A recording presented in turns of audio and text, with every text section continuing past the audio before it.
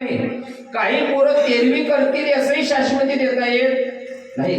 व्यासपीठावर उभं आहे, आमचे ठाकरे काका समोर आहे. कीर्तन झाल्याच्या नंतर आमच्या गावातील उदाहरण सांगतो. कोरोनाच्या काळामध्ये एका व्यक्तीचे वडील मरण पावले. त्या व्यक्तीने मला फोन केला, महाराज वडील मरण पावले, आम्हाला गावाकडे येणं शक्य नाही, आता वडिलाचा अस्थि केव्हा आम्ही विसर्जित करावा.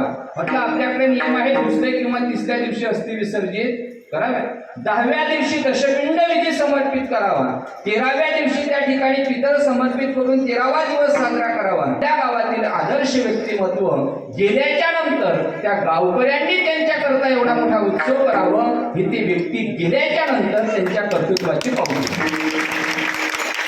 आपल्यात एक म्हण आहे मला, किंवा संत महात्म्यांचं प्रमाण आहे, व्यक्ती जीवन कसा जगला हे जिवंतपणे कळत नाही, परंतु व्यक्तीचं जीवन कसं होतं हे मेल्याच्या नंतर कळाल्याशिवाय